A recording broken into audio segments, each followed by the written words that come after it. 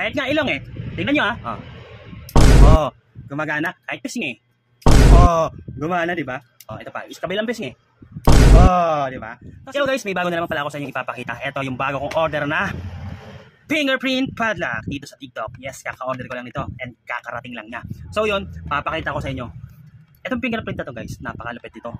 Kaya napa-order ako nito. Tapos itong QR code na to, pwede nyo itong scan para mapanood yung tutorial kung paano siya i-set up, paano niya gamitin. Tapos ito, pwede ito maka-store lang hanggang 20 fingerprints. So yun, bubuksan natin. Bubuksan natin ha. Siyempre, tuturuan ko kayo.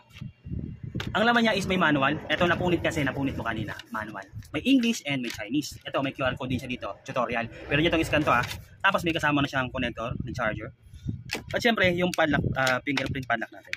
Ito guys, pakabili nyo nito, kahit anong fingerprint, magbubukas siya. Magbubukas guys, malupit. Kahit anong finger dyan, gagana yan, kulay blue. Yes, syempre bago pa lang, kahit anong fingerprint. Di ba? Kahit nga ilong eh. Tingnan nyo ha. Gumagana, kahit pisngi eh. Gumana, di ba? Ito pa, kabilang pisngi eh. Di ba? Kasi nga, bago pa. Kilay. Di ba? Ang lupit. Ang lupit, no? Yung, magbubukas ka ng pintuan, tapos ganito yung pambukas mo. So, yun. Tuturuan ko kayong paano ito i-set up, guys, ha? So, ito. Kunwari, ito yung i-register nyo, ha? Itong finger na to. Itong daliri na to.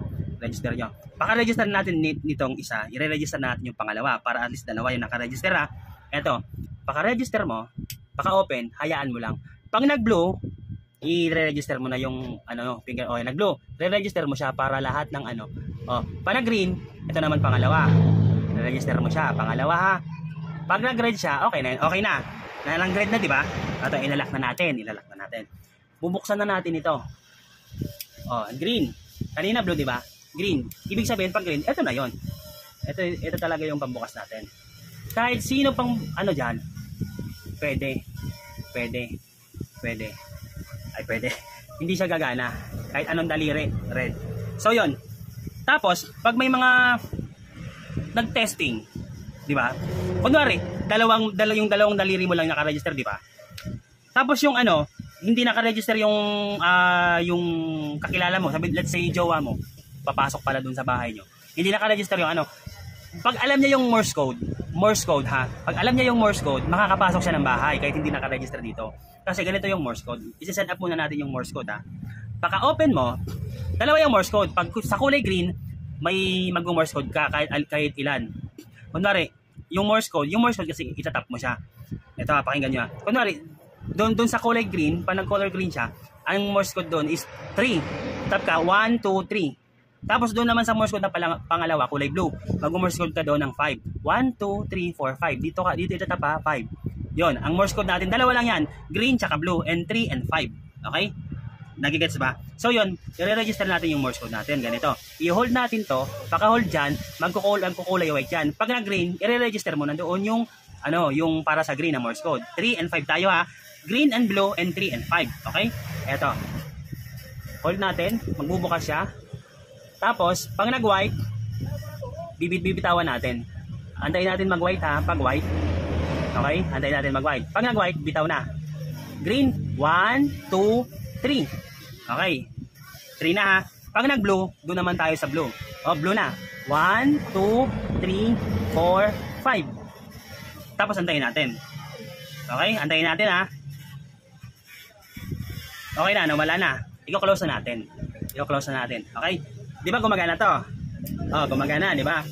Ito, gumagana. Ito, hindi. Hindi, di ba? Let's say lahat ng finger na naka-register dito is hindi gumana. Kung sakali lang. Siyempre, may mga malfunction din. Baka lowbat na to, di ba? Ganon. Pag may Morse code, ganito. Kunwari, kahit aling daliri dyan, pwede. Di ba sabi ko kanina, dapat alam ng jowa mo yung Morse code. Kasi hindi naka-register yung finger niya. So, ganito. Kunwari, ito yung finger ng jowa mo, ha? Kunwari, ito lang. Hindi nag-register, di ba? I-hold niya to. Paka-hold, pag nagkulay green, white, tatanggalin niya. Pag nag-green, 1, 2, 3. Pag nag-blue, doon na, 5 si 5. Di ba? 3, 5 tayo. 3, 5. 5. 1, 2, 3, 4, 5.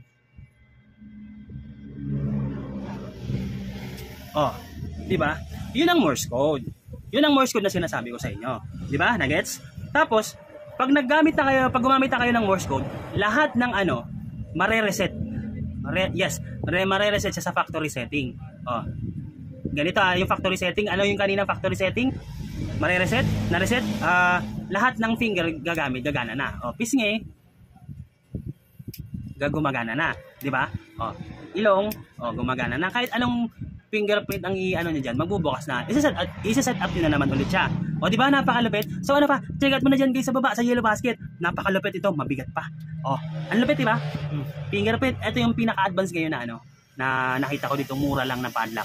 So yun, check out nyo na dyan sa baba sa yellow basket guys. Di ba? Ang galing. Yun, sana may natutunan kayo and check out na kayo dito sa yellow basket ko. Yun, thank you so much.